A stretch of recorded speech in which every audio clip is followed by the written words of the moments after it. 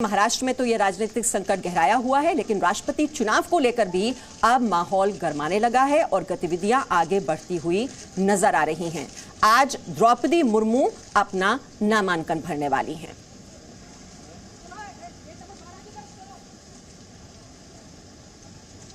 तो संसद भवन में द्रौपदी मुर्मू का ये नामांकन होने वाला है। एनडीए की ओर से वो राष्ट्रपति पद की उम्मीदवार हैं और इस वक्त आप देख रहे हैं संसद भवन में प्रधानमंत्री नरेंद्र मोदी, राजनाथ सिंह और तमाम जो बड़े बीजेपी के नेता हैं वो भी वहां पर नामांकन के दौरान उपस्थित हैं। प्रधानमंत्री से मिली भी हैं द्रौपदी मुर्मू। इस नामांकन से पहले उन्होंने मुलाकात की है। एनडीए की ओर से राष्ट्रपति पद की उम्मीदवार हैं द्रौपदी मुर्मू, जो आदिवासी महिला हैं और झारखंड की पूर्व राज्यपाल रह चुकी हैं। और द्रौपदी मुर्मू के रूप में एनडीए के राष्ट्रपति उम्मीदवार का ऐलान जो बीजेपी ने किया है वो दरअसल अपना सोशल बेस, खासतौर से अनुसूचित जनजाति समुदायों में अपना वर्चस्व कैसे बढ़ाया जाए, उसमें पैठ कैसे बढ़ाई जाए, उस रूप में इस कदम को बताया जा रहा है। और वहीं यूपीए की ओर से यशवंत सिन्हा एनडीए माफ कीजिए राष्ट्रपति चुनाव के लिए उम्मीदवार घोषित किए जा चुके हैं और वो शायद 27 को अपना नामांकन दाखिल करेंगे।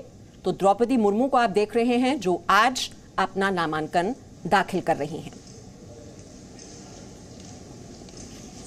तो ये बड़ा दाव खेल दिया है एनडीए ने द्रौपदी मुर्मू की उम्मीदवारी की घोषणा करके और विपक्ष को एक तरह से बेदम कर दिया है, क्योंकि जब से उनकी उम्मीदवारी का ऐलान हुआ है विपक्ष में भी अब एक दरार देखी जा सकती है। क्योंकि वो एक आदिवासी महिला हैं, ऐसे में जो बहुत से गैर एनडीए दल हैं वो भी उनको समर्थन करने का मन बना रहे हैं।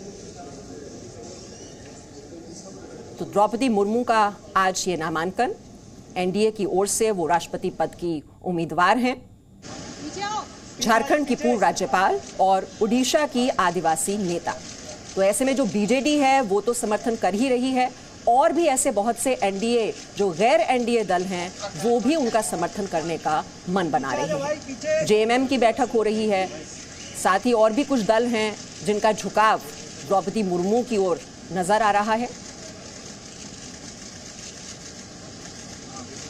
और एक लंबा राजनीतिक सफर उन्होंने तय किया है, जहां से क्लर्की के तौर पर उन्होंने शुरुआत की, काउंसलर बनी, विधायक बनी, फिर मंत्री बनी, फिर उसके बाद राज्यपाल और अब राष्ट्रपति पद की उम्मीदवार।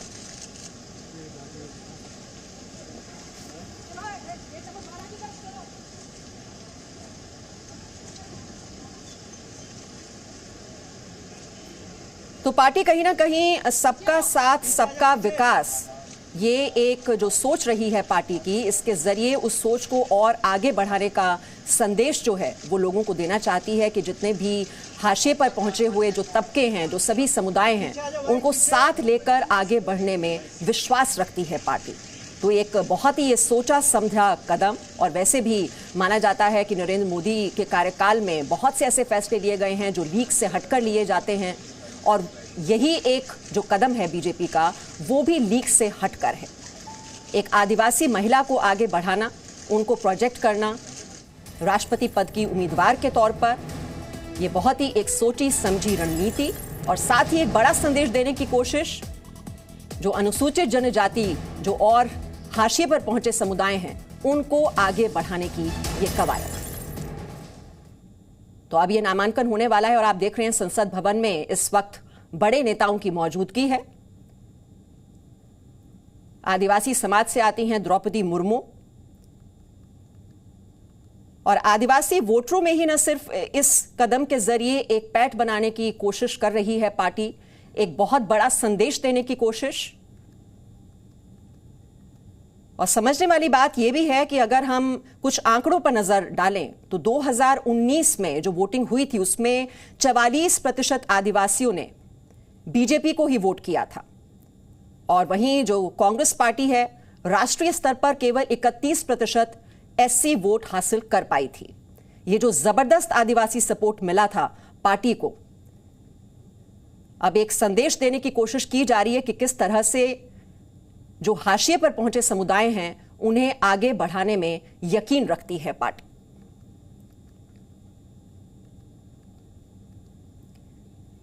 और हाल के वर्षों में जो आदिवासियों के बीच जो मतदान प्रतिशत पर अगर हम नजर डालें तो उसमें भी जबरदस्त वृद्धि देखने को मिली है। 2019 के चुनाव में 72% आदिवासियों ने मतदान किया था, जो कि राष्ट्रीय मतदान के औसत से कहीं ज्यादा है। तो कहीं ना कहीं जो आदिवासी समुदाय है वो राजनीतिक रूप से बहुत ही सक्रिय है। और ये आप देख रहे हैं कि किस तरह से अब ये नामांकन की जो पूरी प्रक्रिया रहती है वो इस वक्त चल रही है।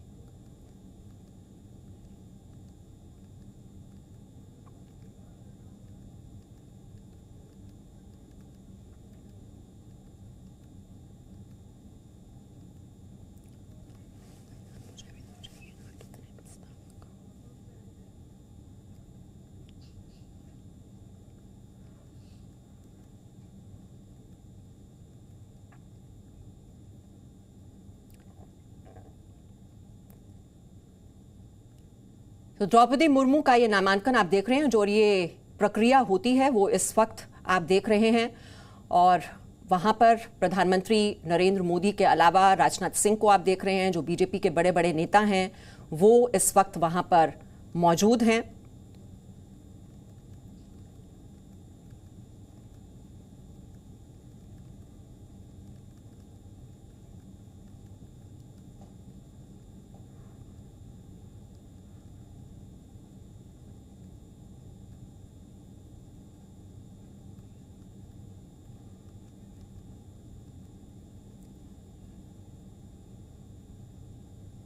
तो प्रधानमंत्री नरेंद्र मोदी के अलावा आप देख रहे हैं वहां पर अमित शाह, राजनाथ सिंह, यूपी के मुख्यमंत्री योगी आदित्यनाथ को भी आप देख पा रहे हैं।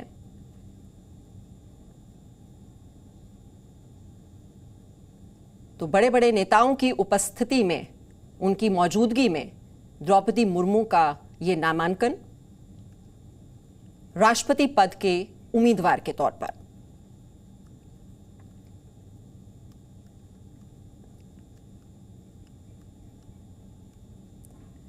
और बीजेपी शासित राज्यों के जो मुख्यमंत्री हैं वो भी आपको इन तस्वीरों में नजर आ रहे हैं।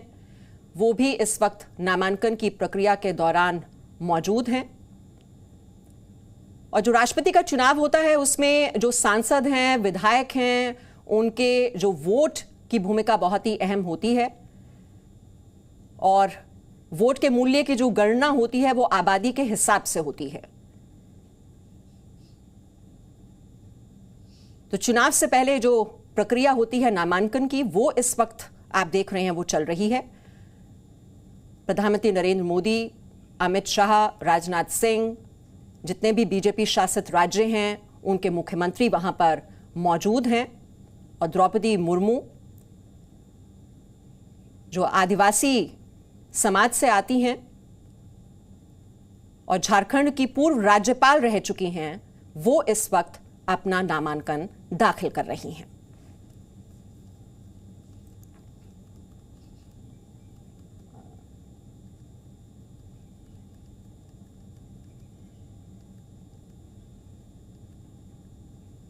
तो ये बड़ी चुनौती आप कह सकते हैं जो एनडीए की ओर से द्रौपदी मुर्मू की उम्मीदवारी की घोषणा की गई है। एक बड़ी दरार विपक्ष में नजर आ रही है, बहुत बड़ी चुनौती है विपक्ष के लिए कि द्रौपदी मुर्मू एक ऐसी महिला जो कि काफी गरीब परिवार से आती हैं और जिन ऊंचाइयों पर वो पहुंची बहुत ही संघर्ष के बाद, उन्हें प्रोजेक्ट कर कर पार्टी एक बड़ा संदेश देने की कोशिश कर रही है। और इस दाव से कई गैर एनडीए दलों के भी अब उनके साथ आने की संभावना काफी बढ़ती हुई नजर आ रही है। और मुर्मू के सामने जो विपक्ष के उम्मीदवार हैं वो काफी कमजोर नजर आ रहे हैं। वैसे भी संख्या बल की अगर बात की जाए तो एनडीए को लग नहीं रहा कि कुछ मुश्किल आएगी ये चुनाव जीतने में, क्योंकि संख्या बल उनके पक्ष में है। और अगर जो गैर एनडीए दल हैं वो भी अगर समर्थन दे देते हैं द्रौपदी मुर्मू को, तो ऐसे में उनकी राह काफी आसान हो जाएगी।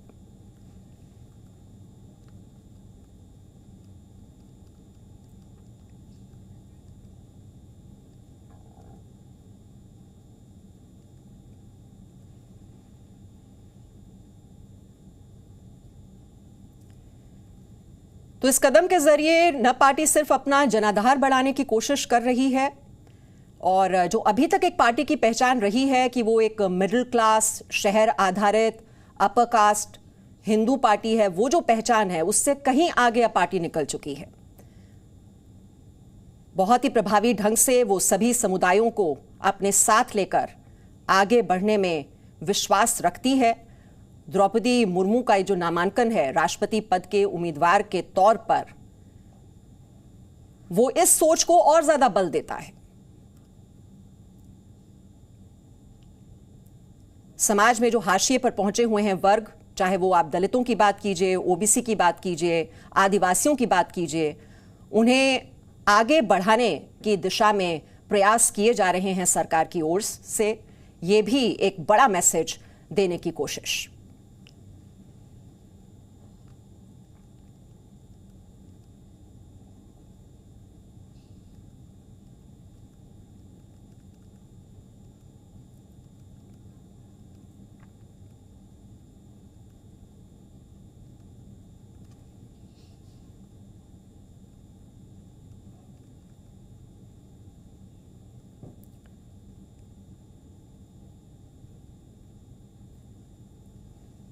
तो राष्ट्रपति चुनाव जो होते हैं वो दरअसल जनता नहीं, प्रतिनिधि तय करते हैं। जो सांसद हैं, विधायक हैं, उनकी भागीदारी होती है इस चुनाव में।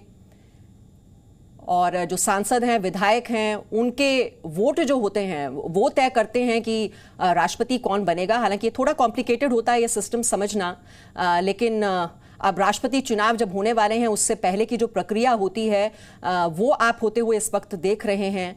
द्रौपदी मुर्मू पहुंची हुई हैं अपना नामांकन दाखिल करने के लिए, और ये तस्वीरें बता रही हैं कि किस तरह से प्रधानमंत्री नरेंद्र मोदी, वहां पर अमित शाह की मौजूदगी, जेपी नड्डा को आप देख रहे हैं, जितने भी बीजेपी शासित राज्यों के मुख्यमंत्री हैं वो भी अपना समर्थन वहां पर देने के लिए पहुंचे हुए हैं। द्रौपदी मुर्मू को इस तरह से आगे बढ़ाकर राष्ट्रपति पद के उम्मीदवार के तौर पर प्रोजेक्ट करके पार्टी एक जो बड़ा संदेश देने की कोशिश कर रही है, जो उसका नारा रहा है सबका साथ सबका विकास, उसी सोच पर आगे बढ़ते हुए द्रौपदी मुर्मू के नामों, कई नामों पर विचार किया जा रहा था, लेकिन आखिरकार फैसला हुआ द्रौपदी मुर्मू के नाम पर। और यही सोच आगे बढ़ाने की कोशिश कि जो वंचित जो समुदाय माने जाते हैं, जो गरीब तबके से हैं, जो हाशिए पर पहुंचे हुए हैं, उन्हें आगे बढ़ाने में पार्टी हमेशा पहले भी इस तरह के फैसले लेती रही है, जो पहले हमने चुनाव देखे, और आगे भी पार्टी की जो सोच है वो वही रहने वाली है। और इस वक्त हम ज्यादा जानकारी ले लेते हैं। हमारे सहयोगी रविंद्र इस वक्त हमारे साथ हैं। रविंद्र, हम तस्वीरों में देख पा रहे हैं बड़े बड़े नेताओं की उपस्थिति है वहां पर, नामांकन की ये प्रक्रिया चल रही है। अगर आप कुछ जानकारी अपने दर्शकों को हमें दें कि ये नामांकन की प्रक्रिया किस तरह होती है, कितने प्रस्तावक वहां पर मौजूद होते हैं, ये पूरी प्रक्रिया समझाइए। देखिए, नामांकन के लिए बीजेपी ने इस बार 4 सेट तैयार किया और हर सेट पर एक प्रस्तावक होते हैं और दूसरा अनुमोदक होते हैं। नॉर्मली 50 प्रस्तावक चाहिए और 50 अनुमोदक चाहिए। इस बार बीजेपी ने तैयार किया है कम से कम 60 प्रस्तावक और 60 सेकेंडर, जिसको अनुमोदक कर सकते हैं। 4 सेट तैयार किया है। पहला सेट प्रधानमंत्री नरेंद्र मोदी सबसे पहले प्रस्तावक है।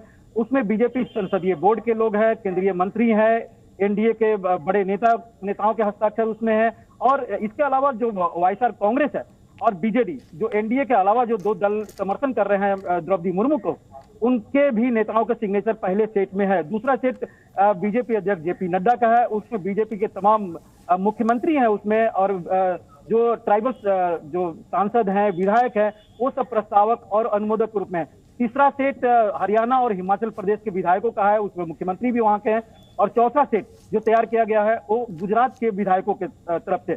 यानी पूरी तरह से 4 सेट तैयार किया गया। हर सेट पर 60 प्रस्तावक है, 60 अनुमोदक है। इस तरह से आप देखिए तो 120 एक सेट में है, यानी 480 लोगों की एक टीम तैयार की गई है जो सिग्नेचर कर रहे हैं द्रौपदी मुर्मू के लिए। एक बड़ी संख्या है। और जिस तरह से आप अभी राज्यसभा का जो रिटर्निंग अफसर है महासचिव, क्योंकि हर बार राष्ट्रपति चुनाव के लिए एक बार लोकसभा के महासचिव रिटर्निंग अफसर होते हैं और दूसरी बार राज्यसभा के महासचिव।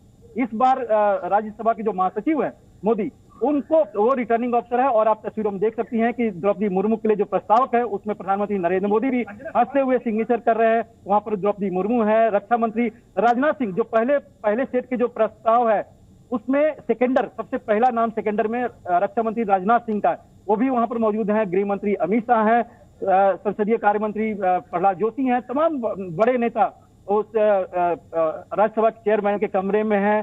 और मैं बता दूं कि द्रौपदी मुर्मू ने एनडीए उम्मीदवार के तौर पर राष्ट्रपति पद के नॉमिनेशन के लिए नामांकन अपना भर दिया है। और बीजेपी का दावा है कि पहले ही उन्हें 52% से ज्यादा वोट मिल रहे थे और अब बीजेडी के अलावा वाईएसआर कांग्रेस का समर्थन मिलने से ये संख्या 62 से 65% तक पहुंच जाएगा, यानी जीत सुनिश्चित मान चल रहा है बीजेपी और एनडीए। मीमांसा जी रविंद्र, बिल्कुल जैसा आपने बताया कि जो पूरी प्रक्रिया होती है, किस तरह से इसमें प्रस्तावक होते हैं, अनुमोदक होते हैं, और अब इस वक्त जो नामांकन की प्रक्रिया है वो पूरी हो चुकी है और वहां से अब बाहर प्रस्थान करते हुए सभी जो वहां पर मौजूद थे बीजेपी शासित राज्यों के मुख्यमंत्री हों, चाहे बड़े बड़े नेता आप देख ही रहे थे वहां पर, गृह मंत्री अमित शाह, प्रधानमंत्री नरेंद्र मोदी, और सब अब बाहर निकल रहे हैं। और सबसे बड़ी बात रविंद्र, द्रौपदी मुर्मू के नाम पर जो मंथन हुआ और उनके नाम पर मुहर लग गई, एक बहुत बड़ा मैसेज देने की कोशिश कि हमेशा जो पार्टी की ओर से जो लीग से हटकर फैसले लिए जाते हैं, बहुत ही ये सोचा समझा कदम, जो सोशल बेस है उसको किस तरह से बढ़ाना है और जो पार्टी की विचारधारा रही है सबका साथ सबका विकास, उसी पर आगे बढ़ते हुए पार्टी नजर आ रही है।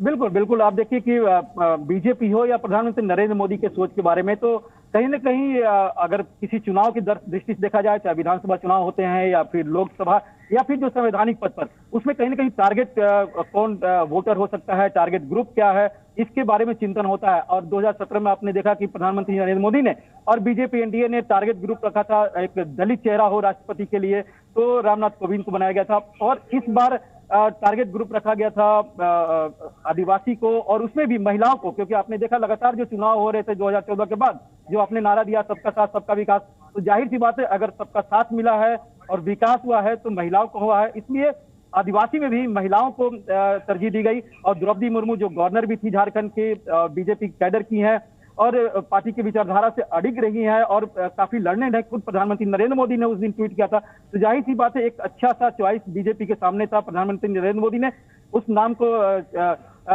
बीजेपी संसदीय बोर्ड के सामने रखा और वहां पर इस नाम पर मुहर लगाने के बाद आपने देखा कि जेपी नड्डा बीजेपी अध्यक्ष ने उसकी घोषणा की थी सार्वजनिक तौर पर। तो कहीं ना कहीं एक जो बातें हुई है कि इस बार आदिवासी रहेंगे और उसमें महिलाओं, तो उसको तरजीह दी गई थी। और एक बात और है, प्रधानमंत्री जब भी आपने देखा होगा पिछले कुछ महीनों से आदिवासियों के बारे में लगातार चर्चा कर रहे थे, जैसा कि उन्होंने अभी अपने माता श्री के जन्मदिन के दिन अब्बास का चर्चा की। Presenting B News app available on Google Play and App Store. Download it now.